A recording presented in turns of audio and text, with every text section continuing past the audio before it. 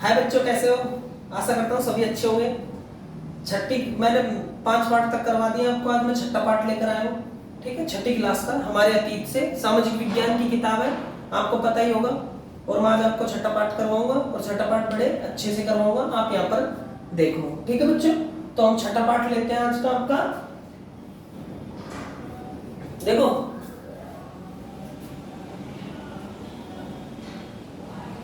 Part 6 कक्षा 6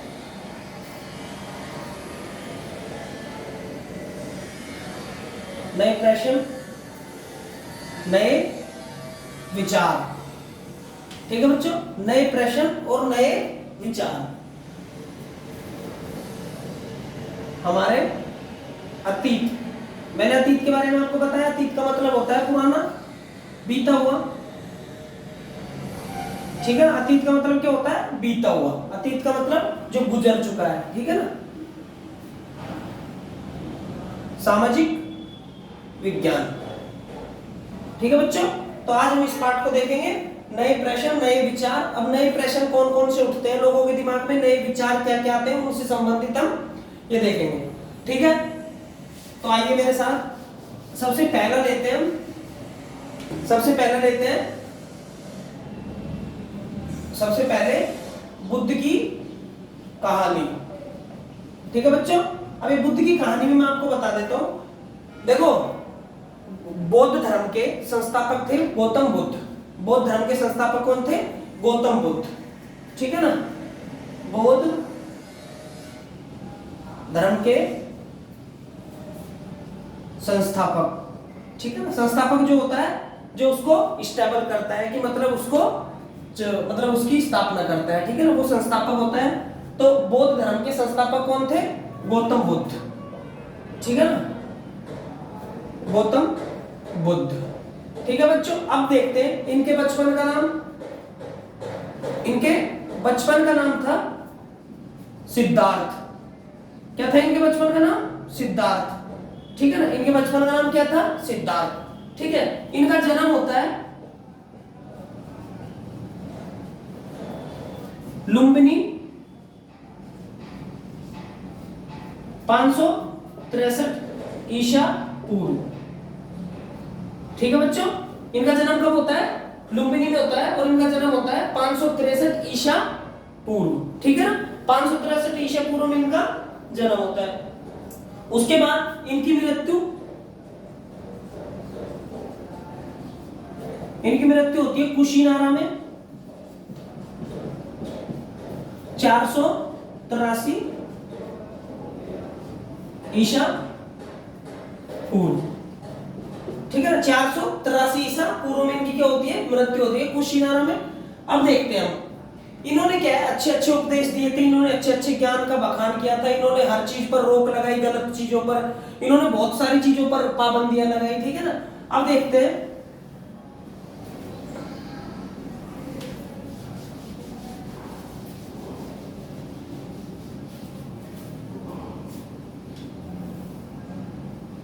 ठीक है, इनको बोध गया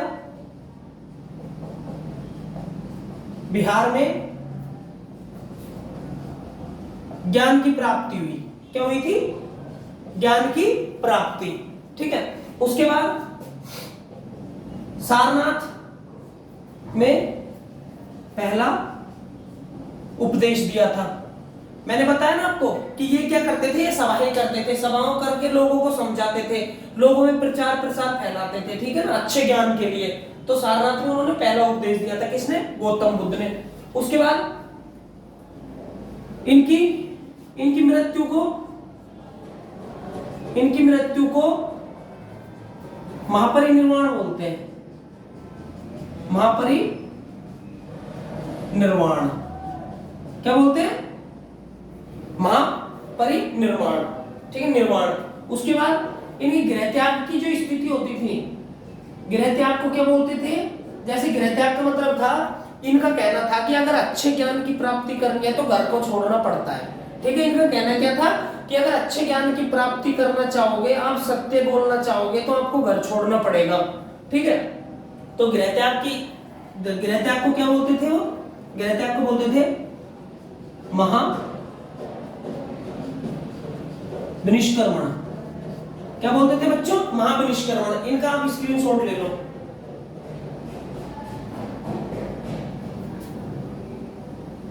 ठीक है, इन्होंने क्या है 29 की वर्ष में, 29 वर्ष के थे ना ये जब इन्होंने गृह त्याग किया था। इन्होंने 29 की उम्र में क्या किया था? गृह त्याग। और 35 वर्ष की उम्र में इन्होंने क्या किया था? ज्ञान प्राप्त। ठीक है ना? और ज्ञान प्राप्त कहां पर किया था? पीपल के पेड़ के नीचे। ठीक है बच्चों, पीपल के पेड़ के नीचे इनको क्या हुआ था? 35 वर्ष की उम्र में इनको पीपल के पेड़ के नीचे ज्ञान प्राप्त हुआ था। ठीक है ना?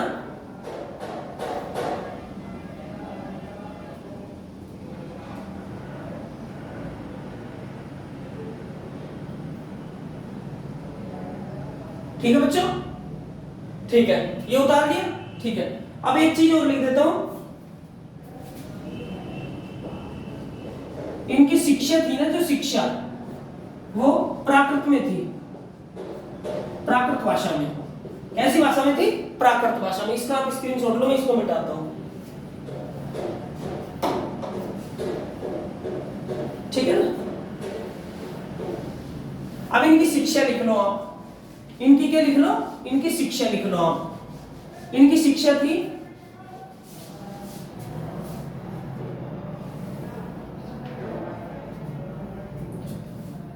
जीवन में सुख और दुख, सुख और दुख, लालसा या लालच के चलते होते हैं। कहने का क्या मतलब है इसका? इनका कहने का मतलब यह है कि जिस इंसान के विचार, जिस इंसान की लालसा, जिस इंसान का लालच जैसा होता है, उसी तरीके से उनको दुख और सुख मिलते हैं। ठीक है, बुद्ध का कहना था, गौतम बुद्ध का कहना था। ठीक है बच्चों, समझ में आई ना? ठीक है, और लालसा को इन्होंने क्या कहा था? लालसा को इन्होंने तृष्णा कहा था। ठीक है ना? लालसा को इन्होंने क्या कहा था? तृष्णा। ठीक है ना? लालसा को क्या कहा था? तृष्णा। ये वर्ड आप ध्यान रखोगे। लालसा को गौतम बुद्ध ने क्या कहा था? तृष्णा कहा था। ठीक है ना? उसके बाद उन्होंने कहा था कि जीवन में कर्म और धर्म साथ चलते हैं। जीवन में कर्म धर्म साथ चलते हैं। ठीक है बच्चों, उन्होंने क्या कहा था? जीवन में कर्म और धर्म साथ चलते हैं। ठीक है ना? अब उनके जो बौद्ध धर्म के जो ग्रंथ थे उनमें एक तो था विनय पिटक। ठीक है ना? मैं इनको मिटाता हूं ऊपर वालों को।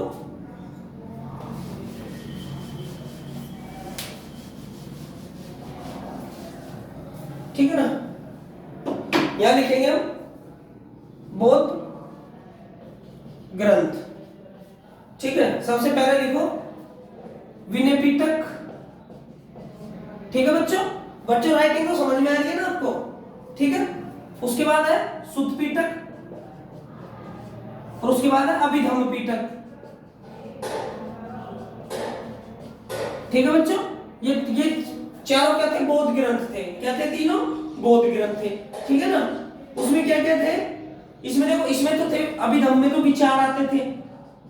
ठीक है, विचारों को किसमें सम्मिलित किया गया था? अभिधम्म पिटक में। ठीक है ना? और जो संघ के नियम बने हुए थे वो इसमें बने हुए थे। ठीक है बच्चों? ठीक है ना? और जो विनय पिटक था तुम्हारा, विनय पिटक में क्या होता था कि जो जीवन में घटनाएं होती थी ना, जीवन में जो भी घटित होता था वो होता था इसमें, जीवन की घटनाएं। ठीक है बच्चों, ये लिख लो आप गौतम बुद्ध यहां पर। ठीक है, लिख लिए नहीं? अब मैं इनको मिटाता हूं। अब आता है हमारा उपनिषद का अर्थ क्या होता है। क्या है इसमें उपनिषद का?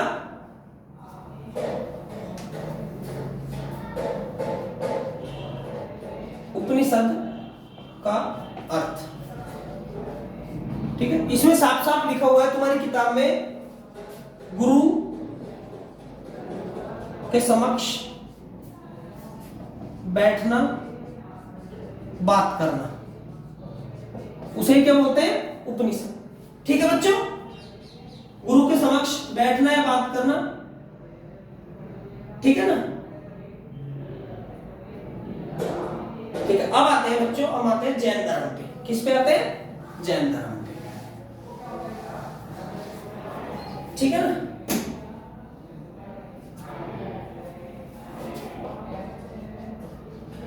जैन धर्म, अब जैसे बौद्ध धर्म था उसी प्रकार हमारा जैन धर्म, ठीक है ना।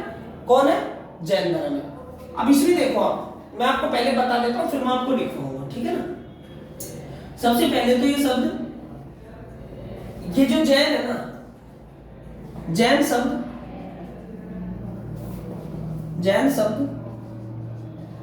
संस्कृत भाषा का है। किसका? जैन शब्द, जैन शब्द एक संस्कृत भाषा का है, ठीक है। जैसे आप लिखोगे ना COMPUTER, जैसे कंप्यूटर लिख दिया, ठीक है, तो कंप्यूटर किसका वर्ड हो गया? कंप्यूटर वर्ड हो गया किसका? इंग्लिश का। किसका हो गया? इंग्लिश का, ठीक है ना बच्चों। तो उस तरीके से जो जैन शब्द है ना, वो किसका है? वो संस्कृत भाषा का शब्द है, ठीक है ना। समझिए बच्चे। और इसका अर्थ क्या होता है? इसका अर्थ होता है विजेता। और विजेता कौन होता है? जीतने वाला। विजेता कौन होता है? देखो, जैन धर्म संस्कृत भाषा का शब्द है, ठीक है ना, और उसका मतलब होता है विजेता, और विजेता का मतलब क्या होता है? जीत, ठीक है ना। समझ गए? अब हम देखते हैं इसका इतिहास। इसका इतिहास तो हमने देख लिया क्या है, जैन धर्म संस्कृत भाषा का शब्द है, ठीक है। उसके बाद हम देखते हैं इसको किसने स्टैब्लिश किया था, कौन इसके संस्थापक थे, कौन क्या थे, ठीक है बच्चों। तो इनके संस्थापक थे जैन धर्म के, महावीर स्वामी। कौन थे? महावीर स्वामी। उनका जन्म होता है, देखो इनका तो होता है कुंडग्राम, वैशाली की जगह है, ठीक है ना, 540 ईसा पूर्व। अब देखो, मैं आपको बता देता हूं, गौतम बुद्ध का जन्म 563 ईसा पूर्व, ठीक है। और कहां पर हुआ था इनका जन्म? कहां पर हुआ था? एक तो कुशीनारा में इनकी मृत्यु हुई थी, और इनका बोध गया में हुआ था। कहां पर हुआ था इनका जन्म? अभी बताया मैंने आपको, इनका जन्म होता है, अरे लुम्बिनी में सारनाथ, लुम्बिनी में होता है इनका जन्म। कहां पर होता है? लुम्बिनी। इनका जन्म लुम्बिनी में होता है। इनकी मृत्यु होती है कहां पर? इनकी मृत्यु होती है कुशीनारा, ठीक है ना। उसी तरीके से 483 ईसा पूर्व में, उसी तरीके से जो कुंडग्राम वैशाली में 540 ईसा पूर्व में महावीर स्वामी का जन्म होता है, ठीक है ना। महावीर स्वामी का जन्म होता है, ठीक है ना, ठीक है। उसके बाद अब इनकी मृत्यु पर आते हैं, ठीक है। इनकी मृत्यु होती है 540 468, इनकी मृत्यु 468 ईसा पूर्व, ठीक है बच्चों। कोई दिक्कत अब नहीं। और हाँ, कुंडग्राम कहां पर है ये लिख लेना, बिहार में है। कहां पर है? बिहार की राजधानी क्या है? पटना है, ठीक है बच्चों। बिहार में कुंडग्राम वैशाली कहां पर है? बिहार में, और पटना उसकी राजधानी है, ठीक है ना बच्चों। अब देखते हैं, इनकी मृत्यु हो जाती है, ठीक है। इनकी मृत्यु कहां पर? पावापुरी में होती है, पावापुरी, ठीक है। और इन्होंने इनका पहला उपदेश था राजगृह। कहां पर था पहला उपदेश? महावीर स्वामी का पहला उपदेश कहां पर था? राजगृह में, ठीक है ना। अब देखो, सबसे मैंने आपको उनका नाम बताया, सिद्धार्थ बताया मैंने। किनका नाम बताया? महात्मा बुद्ध का। महात्मा बुद्ध का क्या नाम बताया था मैंने? सिद्धार्थ, ठीक है ना बच्चों। अब देखो, अब इनके बचपन का नाम भी क्या है? महावीर स्वामी के बचपन का नाम, इनका नाम है वर्धमान। क्या नाम है? वर्धमान, ठीक है ना। उनका नाम था, बुद्ध का नाम था सिद्धार्थ। क्या नाम था? सिद्धार्थ। और महावीर स्वामी के बचपन का नाम क्या था? वर्धमान। ठीक है ना?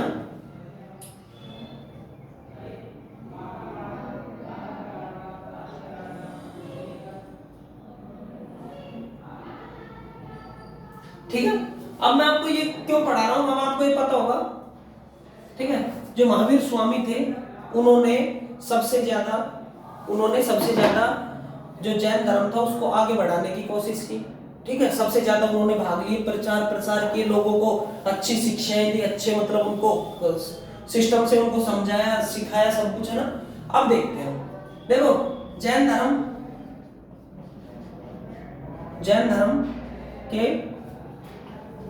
संस्थापक, ठीक है, संस्थापक लिख लो आप। पहले गुरु थे ऋषभदेव। कौन थे?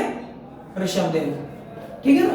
जैन धर्म के संस्थापक कौन थे? ऋषभदेव। और बौद्ध धर्म के कौन थे? गौतम बुद्ध। उनका नाम क्या था? उनका नाम था सिद्धार्थ, बचपन का नाम। ठीक है ना भाई, यहां तो इसमें तो यही है। ठीक है, ठीक है ना बच्चों, समझ में आ गया। महावीर स्वामी सबसे लास्ट के गुरु थे, सबसे आखिरी का मतलब है 24वें गुरु। ठीक है बच्चों, 30 वर्ष की उम्र में गृह त्याग दिया किसने? महावीर स्वामी जी ने। ठीक है ना। ये जैन धर्म के संस्थापक तो ऋषभदेव है, इनको तो छोड़िया, महावीर स्वामी को पढ़िए, 24वें जैन तीर्थंकर थे वो। ठीक है, और उन्होंने 30 वर्ष की उम्र में घर को छोड़ दिया था। ठीक है, और वो 24वें गुरु थे। ठीक है ना बच्चों, और वो उनके कुल का नाम और लिख लो। उनका कुल था लिच्छवी कुल के राजकुमार थे। कौन थे? लिच्छवी कुल के राजकुमार। ठीक है बच्चों, ये तुम्हारा जैन धर्म हो गया। इसमें जैसे बौद्ध ग्रंथ लिखवाए मैंने 3, उसी तरीके से इसमें भी त्रिरत्न थे। ठीक है, एक तो था सम्यक ज्ञान, एक था सम्यक दर्शन, और एक था सम्यक आचरण। ठीक है ना। ये जैन धर्म से संबंधित त्रिरत्न थे। क्या थे? इनको याद कर लेना। ठीक है ना, त्रिरत्न के नाम से जानते हैं इनको। ठीक है बच्चों, ये हो गया तुम्हारा जैन धर्म। बौद्ध धर्म हो गया अब तुम्हारा। अब देखते हैं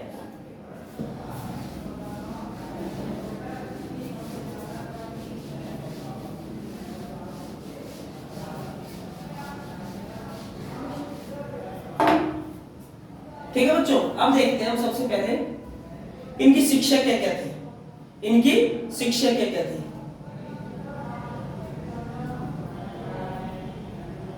ठीक है, इनकी शिक्षा लिखते हैं। इनकी शिक्षा, चोरी नहीं करना,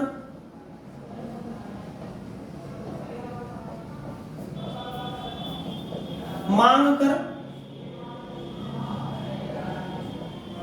खाना, सादा जीवन व्यतीत करना। ठीक है बच्चों, उसके बाद जीव हत्या नहीं करना, झूठ नहीं बोलना। ठीक है बच्चों, झूठ नहीं बोलना। ठीक है ना, चोरी नहीं करना, मांग कर खाना और सादा जीवन व्यतीत करना, जीव हत्या नहीं करना। ठीक है ना, ब्रह्मचर्य का पालन करना, ब्रह्मचर्य का पालन करना। ठीक है बच्चों, ये समझ में आ गया ना। क्या क्या होता है ब्रह्मचर्य का मतलब होता है कि किसी लालसा में ना पड़ना। ठीक है, किसी भी लालच में ना आना। ठीक है, ये इनकी शिक्षा थी। ठीक है ना। एक वर्ड और आया इसमें, संघ। चलो मैं इसको मिटा देता हूं।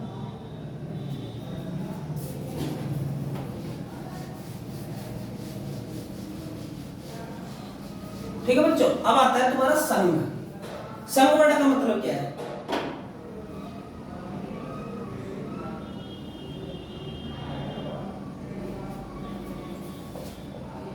संघ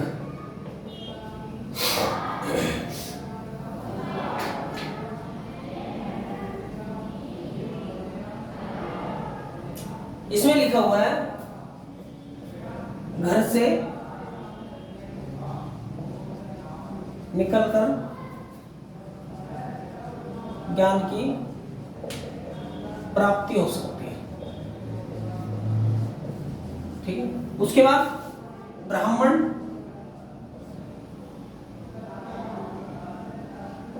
ब्राह्मण क्षत्रिय,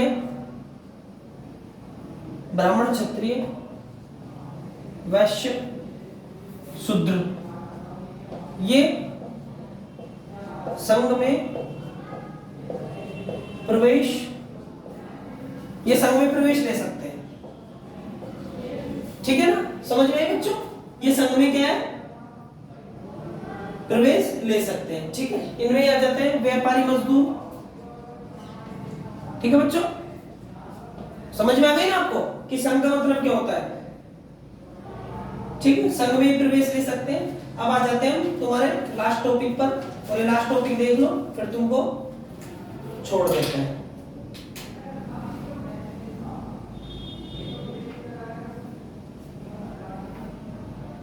ठीक है बच्चों, अब देखते हैं हम सबसे पहले एक विहार वर्ड हो रहा है तुम्हारे इसमें, क्या है? ये तो हो गया संघ, एक होता है विहार। क्या होता है? विहार। क्या होता है? विहार। और विहार का मतलब होता है रहने की जगह। अब रहने की कैसी जगह, रहने की कैसी जगह? देखो, पहले लोग क्या करते थे? पहले लोग क्या करते थे? एक जगह से दूसरी जगह से तीसरी जगह, यहां से मांगा, यहां से मांगा, यहां से खाया, यहां से मांगा। ठीक है, मांगते मांगते रहते थे। ठीक है, कभी यहाँ कभी यहाँ कभी यहाँ कभी यहाँ। ठीक है ना बच्चों, कभी यहाँ कभी यहाँ कभी यहाँ कभी यहाँ। ठीक है, ये मांग।